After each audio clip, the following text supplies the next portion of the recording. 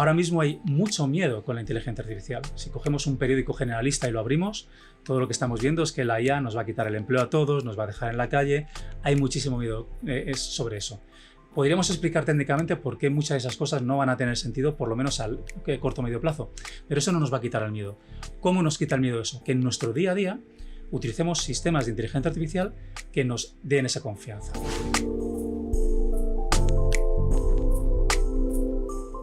El libro IA 2041 de Kai-Fu Lee y Chen Shufan comienza en Mumbai con la historia El elefante dorado.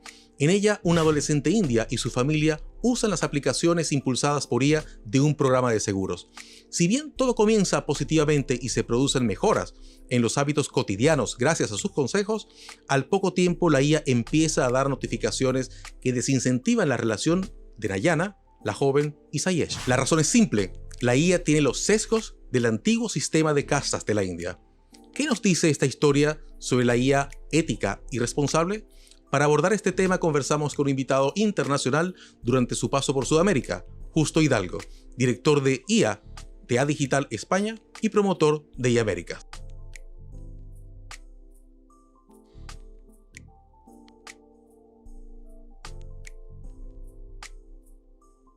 Bienvenido Justo a nuestro podcast ODE Talks. Muchas gracias, es un placer estar aquí. Bueno, y cuéntanos, ¿cómo te trata Santiago?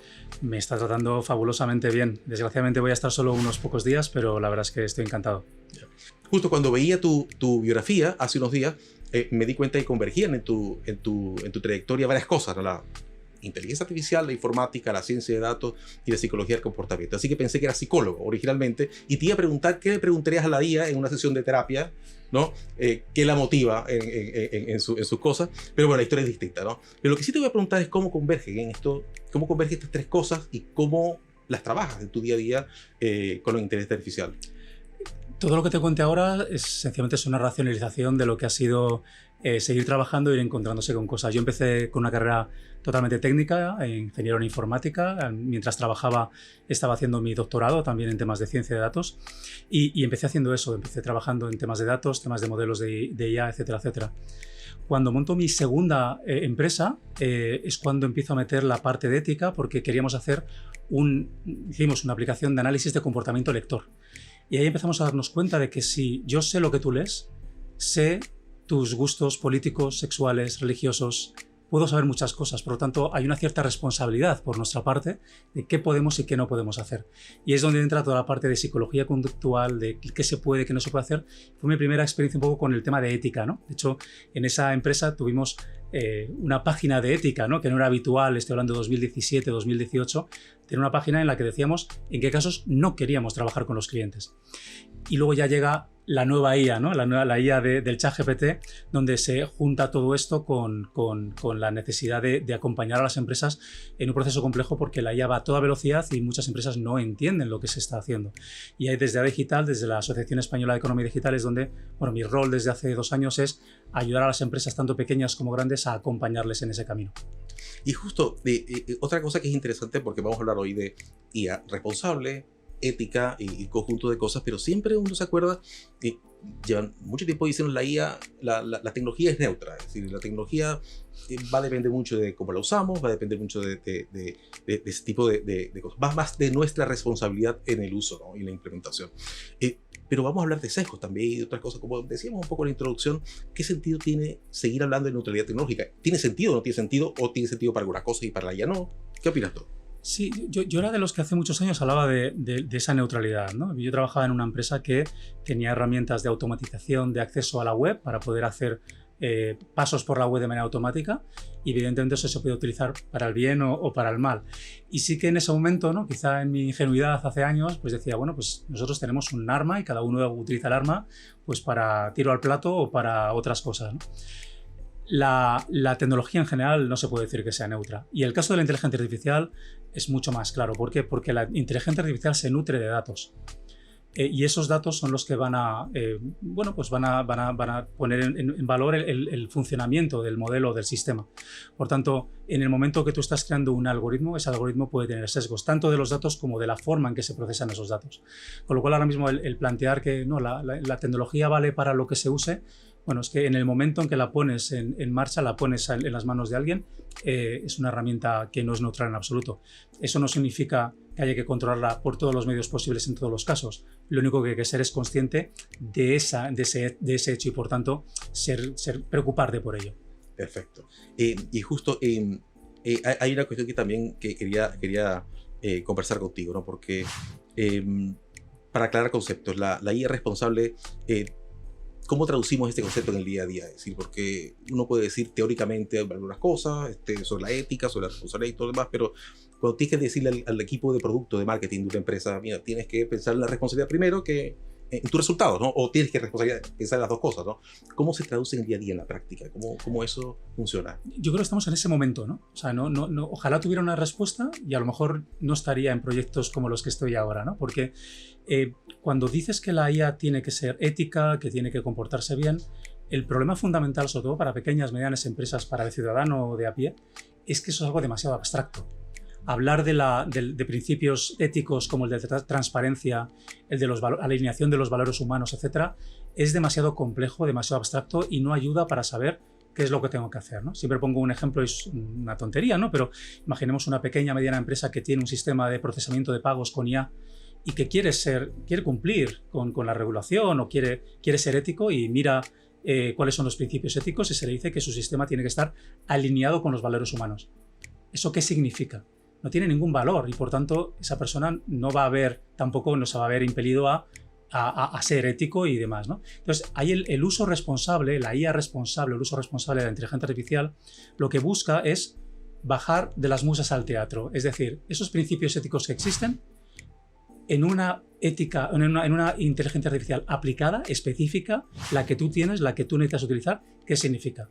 Transparencia. Es muy bonito el concepto de transparencia, podremos hablar de ello después, pero eso en el día a día significa hay una serie de documentación que tienes que tener lista. Y eso es lo que tienes que hacer. Hablamos de alineamiento con los valores humanos o responsabilidad. Hay unos procesos en tu organización que determinan cuándo se ha cometido un error y quién es el propietario de ese sistema para saber, oye, quién es el responsable y por tanto quién tiene que resolver el problema. Eso, que parece fácil de decir, ahora mismo estamos en un momento en que se están empezando a determinar esos principios éticos, ya están definidos, ahora lo que queda es empezar a bajarlo y empezar a entender eso para mi empresa, para un usuario, para alguien que quiere ser productivo con la IA, ¿qué significa? Y eso que un poco dices de bajarlo de las musas al teatro, ¿no? Exactamente. ¿Y te consigues justo con escepticismo a veces? ¿Qué te dice de pronto, oye, pero? Sí, el escepticismo existe. Es una tecnología que, aunque es verdad que lleva casi 60 años por un lado, pero es verdad que en los últimos 12 años la inteligencia artificial está en todo lo que utilizamos, en nuestros móviles, en los sistemas de cualquier tipo. Es en los últimos 2 años cuando se ha empezado a ver ese potencial, ¿no? Por esa capacidad que tienen los modelos conversacionales de respondernos, ¿no?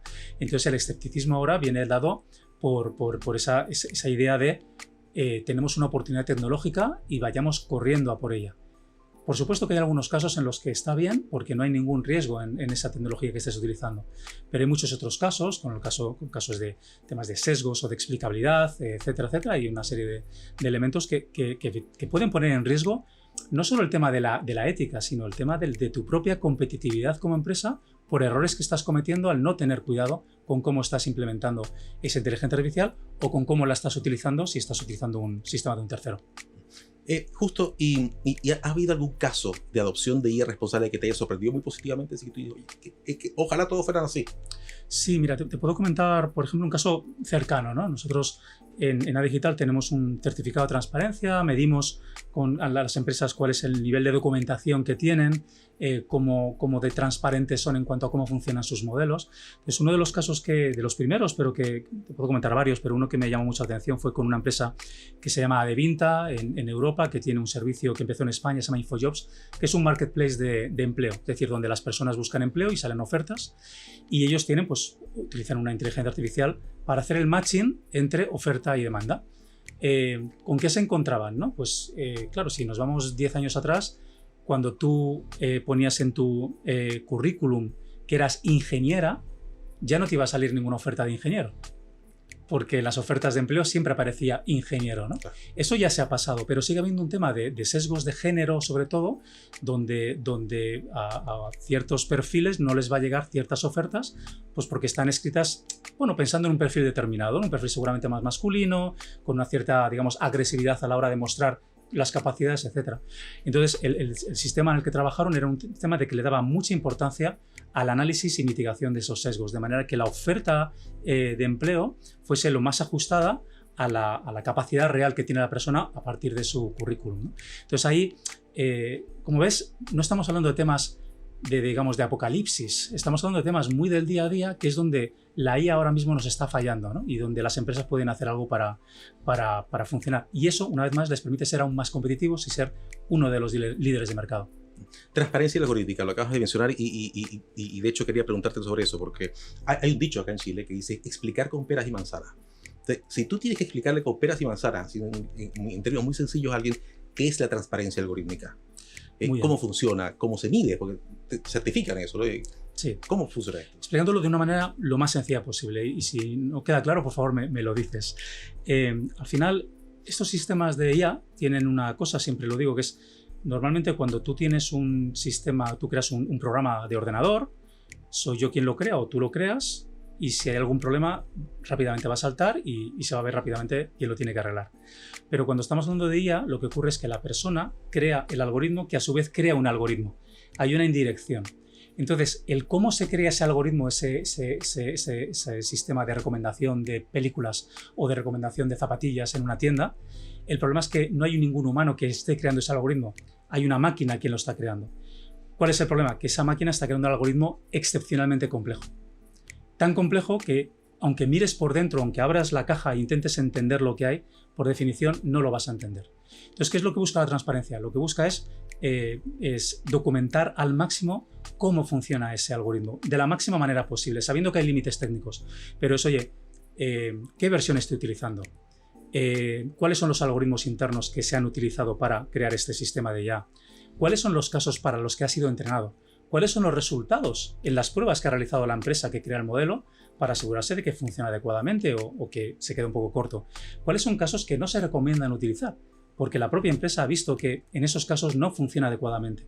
Limitaciones, consideraciones éticas, es decir, una serie de información que como ciudadano puedes querer verlo, pero sobre todo como empresa que va a utilizar ese modelo, que va a utilizar esa IA, pues tiene el derecho a conocer, ¿no? Entonces, evidentemente, siempre teniendo en cuenta todos los temas de secreto profesional, de propiedad intelectual, eso por supuesto queda fuera, pero ¿cuál es el máximo de información que puedes dar para crear esa confianza al cliente o al usuario y a la sociedad en general?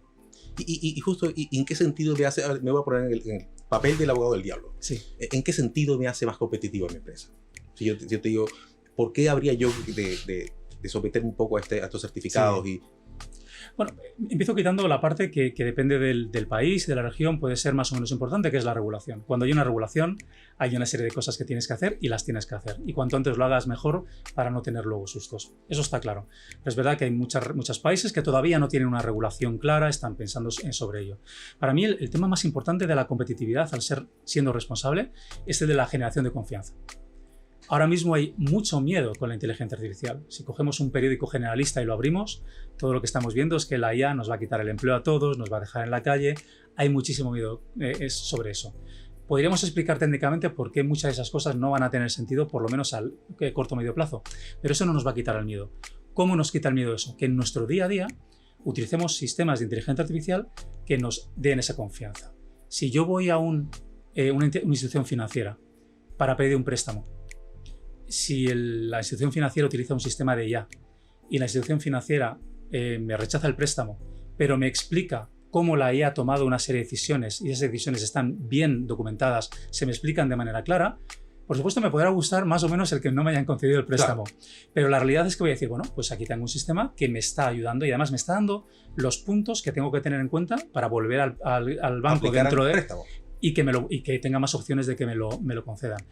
Eso es lo que crea la confianza, hace que nos sintamos más cómodos con los sistemas que realmente funcionan y eso a la empresa lo que le crea es un mayor nivel de competitividad, lo está haciendo mejor que sus competidores porque está siendo transparente y eso permite, primero, ser más competitivo y luego, volviendo al tema regulatorio, cuando esa empresa en un momento determinado decide que quiere internacionalizarse, por ejemplo, está más preparada para ir a otros países que a lo mejor sí tienen una regulación y por tanto está ya, oye, no, yo ya estoy haciendo lo que me piden. Te voy a llevar justo ahora al mundo de los sueños, ¿no? Pues tú has venido acá con una agenda muy intensa a Chile y Uruguay a presentar o a lanzar el iAméricas, ¿no? Así que si en 10 años un medio internacional tuviera que escribir un artículo destacando un logro esperado o inesperado de iAméricas, ¿cuál sería? Es decir, ¿qué es iAméricas y qué es lo que se sueña con este proyecto? Que tengo entendido que es al inicio 3 años y después, bueno, ver si puede seguir creciendo. Sí, pues mira, por ahí yo creo que iría mi respuesta, ¿no? O sea, iAméricas es un proyecto liderado por Adigital en colaboración con BitLab, el brazo de innovación y emprendimiento del Banco Interamericano de Desarrollo, que lo que busca es potenciar el uso responsable de la IA, por supuesto para temas de inclusión, para temas de género, etcétera, pero sobre todo para aumentar la competitividad de las pequeñas y medianas empresas y de las startups de la región. De lo que se trata es de, ya hay muchos movimientos de uso responsable de la IA en la región, en México, en Colombia, en Uruguay, en Chile, en Ecuador. Lo que estamos buscando es crear o ayudar a crear esa red de expertos, de personas que entienden la importancia de eso, ¿no? Y de 3 maneras, con concientización, con eventos, hablando con instituciones públicas, privadas, para ver de qué manera podemos unir todo esto, con formación, creando un plan de estudios que tiene que llegar a que la gente entienda no solo cómo funciona la IA, sino cómo funciona la IA responsable, y luego con herramientas, es decir, no nos queremos quedar en ya estás formado, buena suerte, sino no, lo que tenemos que hacer, lo que tienes que hacer, qué es lo que tienes que hacer como empresa para llegar del punto A al punto B, porque en el punto B es donde puedes crear sistemas de alto impacto o puedes utilizar sistemas que te afecten de una manera positiva en tu negocio. Entonces, eso es un poco el proyecto, muy resumido. Es un proyecto, como bien decías, a 3 años. Entonces, a mí lo que me gustaría dentro de 10 años, pues por supuesto, lo primero es que se dijera, es un proyecto que sigue en marcha. Porque entonces lo que hemos conseguido es crear valor. No es un proyecto que a los 3 años ha terminado, sino que es un proyecto que ha encontrado la manera de poder ayudar de forma sostenible a pequeñas empresas, a startups y demás. Y lo que me gustaría, por supuesto, es que eso haya ayudado a que dentro de 10 años, allá donde esté la IA, la región haya podido crecer en cuanto a su Producto Interior Bruto, en cuanto a su capacidad de innovación, al ritmo como mínimo del resto de las regiones, ¿no? Porque es verdad que la IA, hay muchos informes que lo que dicen es que en la región de América Latina y Caribe, al ritmo que vamos, el gap va a seguir aumentando en cuanto a uso o, digamos, importancia de la tecnología en el Producto Interior Bruto, ¿no? Entonces, un poco si podemos aportar un granito de arena en eso, pues creo que habremos conseguido el objetivo que estamos buscando. Y un puente tecnológico a ambos lados del océano.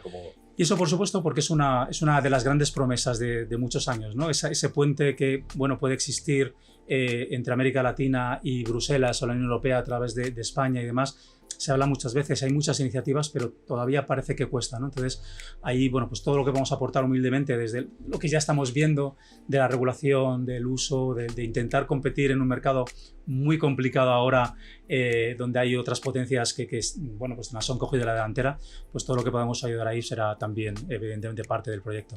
No, esperemos que salga todo así muy bien. Ahora, justo en cuanto al futuro de la IA responsable, y vamos a seguir soñando un poco más aquí. Te voy a invitar a pensar en una especie de utopía tecno-optimista, ¿no?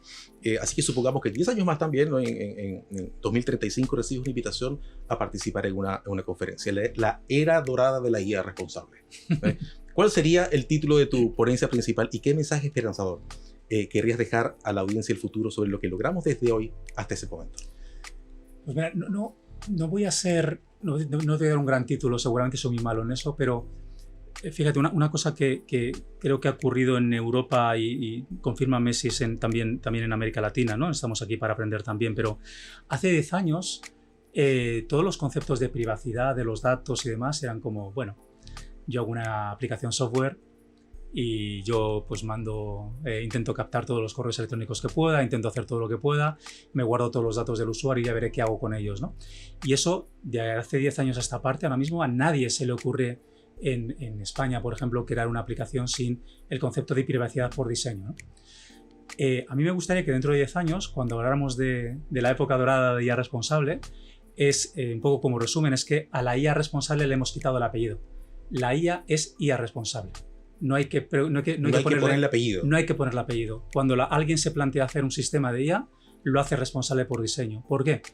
porque eso es lo que funciona y eso es lo que hace que seas competitivo y la forma que tienes de, primero, no tener problemas, pero segundo, lo que te va a exigir la población para trabajar con tu aplicación software, etcétera. Entonces, si podemos decir IA igual a IA responsable dentro de 10 años, yo con eso estaré muy contento. Habremos hecho el trabajo. Eso es. Bueno, justo con esto más o menos quería cerrar, pero quiero hacerte una última pregunta muy corta, porque al inicio mencionamos un libro, ¿no? IA 2041 de Kai-Fu Lee y de Chen Shufang. Y lo estoy leyendo ahora, está bien interesante, sí. Pero quería preguntarte, ¿qué estás leyendo tú ahora? ¿Qué nos recomiendas? Oye, léanse este libro para entender, por ejemplo, la IA responsable o las tendencias. Pues bueno, ahora estoy leyendo varios libros, todavía no acabo de encontrar uno que me enganche, pero hay un libro que siempre recomiendo desde hace 2 años, y si no lo habéis leído lo recomiendo de verdad.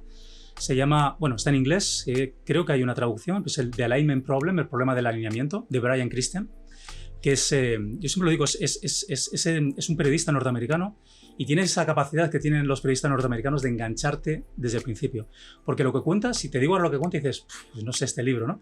Lo que cuenta es básicamente la historia de la inteligencia artificial desde el punto de vista de la responsabilidad, desde el punto de vista de los problemas que han ido surgiendo cada vez que había una mejora en los algoritmos, ¿no? Como cuando éramos capaces, cuando los expertos eran capaces de mejorar una cosa, se rompía por otra parte, ¿no? Y llega hasta el 2020-2021 porque esto no va a terminar nunca, cuando consigamos algo nuevo se romperá. Pero primero, se explica de una manera increíble, o sea, no es una novela, pero parece una novela, te enganchas desde el primer día.